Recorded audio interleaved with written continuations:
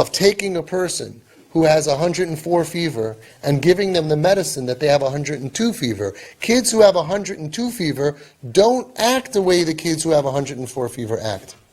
They don't. And you can heal them by fixing their broken self-esteem. Their broken self-esteem. And when you want to kill them, that's your best opportunity. To be able to give them a hug and a smile and say, I'm with you, I love you, I'm always going to be here for you. We're going to get through this. And they mess up very badly because of their pain. And they're waiting. Part of them just wants you to say, you know what, enough. I can't deal with this anymore. And Hashem is telling you, have Rachmanis on your kids. Never give up. Work on yourself. The Nesiv Shalom says, what should you do when your kid does something horrible? Shchitut, corruption.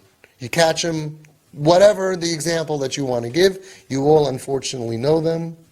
And you can't. What should you do? Says the Nesiv Shalom. I mean, why won't people listen to the Nesiv Shalom? It's the Mayatzis Gedolei HaTorah of Eretz Yisrael. He was a Hasidic Rebbe, right? Reb Shach said he's the Mesilas Yesharim of our generation.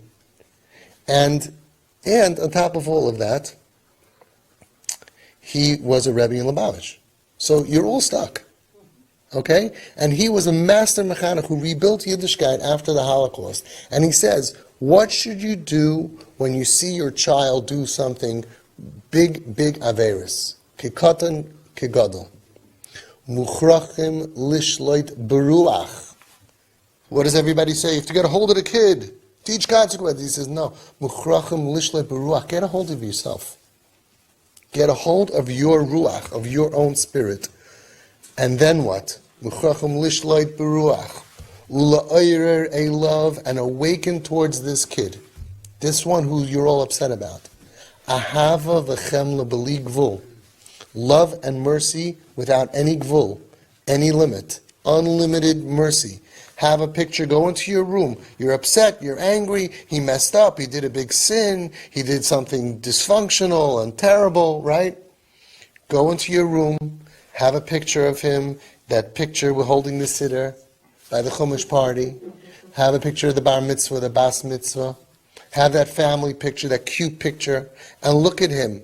And be ma'oyer in yourself, awaken in yourself towards the child, ahava, v'chemla, love and compassion, b'li gvul, unlimited,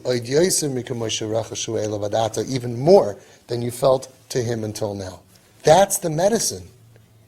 Why are we looking for, the kid needs consequences, he needs to have a gun to his head, if you're going to behave this way, you can't be in my house. Where does it all come from? And Nesiv Shalom was Gadol Shebegdailim. He said it so clear. And Behema Bikshu Cheshbainis Rabbim. We're going to the therapists, even from therapists who are trained by Goyim, and it's infiltrating our society, and I am pro-therapy. The therapists know how many people I sent to therapy. But in this concept about how to deal with a child, we have Rabbanim. We have a Torah.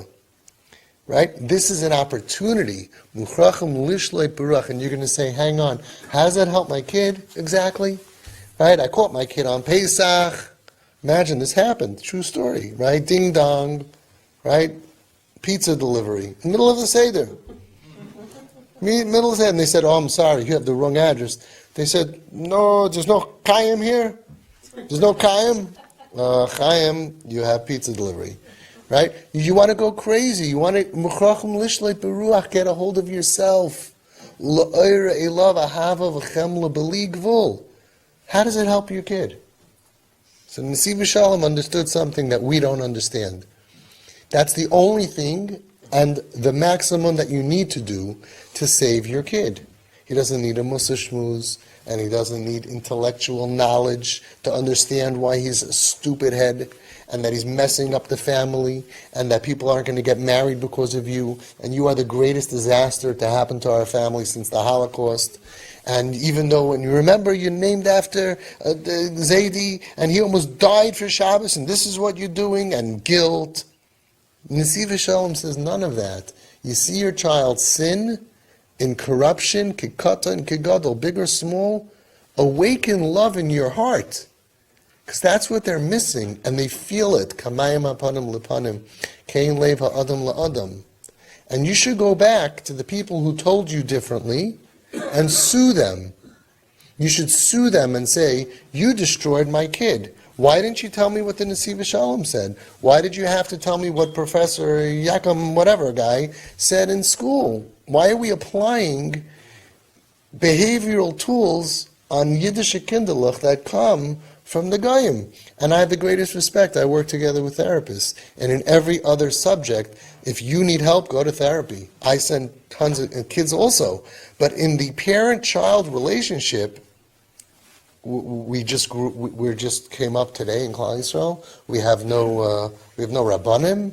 We don't have stories. If you read from Reb Ovadia Yosef on Chinuch, I went through his book. Follow that.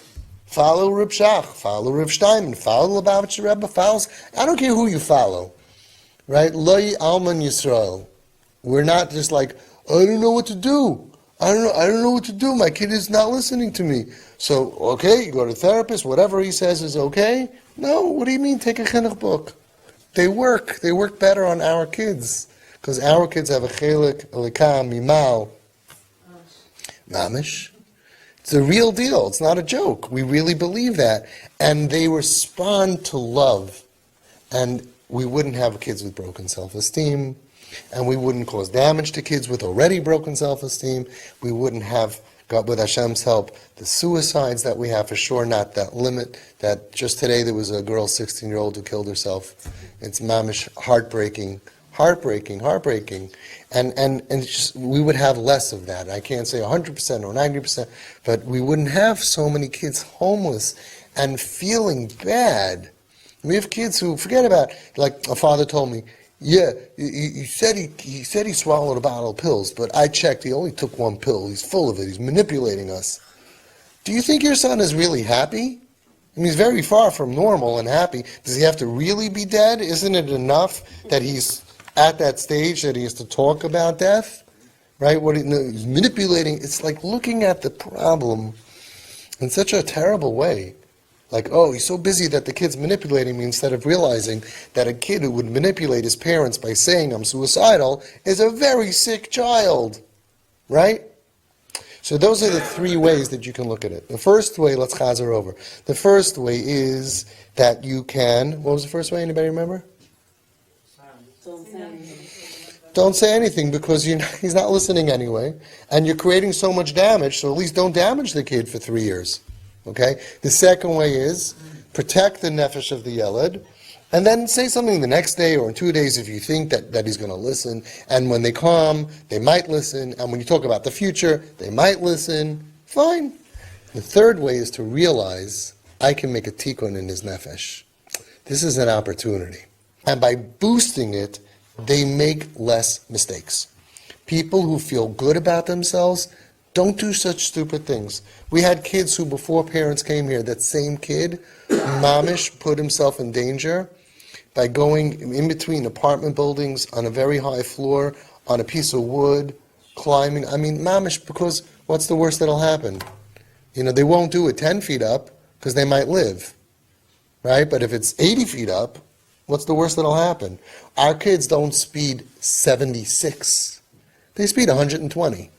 Because they don't want to wake up and have broken legs. They want to, at least if it's meant to be, well, at least I don't have to feel any pain.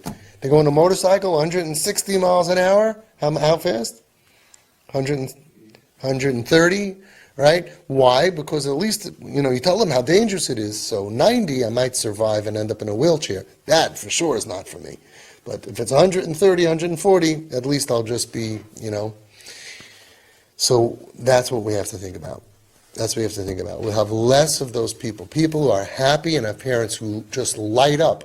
You see him, you smile before you say anything. I don't care what you say. You smile, I'm happy to see you. I like you. Love is very powerful, but the kids don't appreciate that. I like you. I like you. You're a pleasure to be around. And then they'll have more of a reason to want to live. People who want to live, they do better. Still going to make mistakes. miscalculations, and be dysfunctional. It's going to take time. With time and patience and love, love conquers all.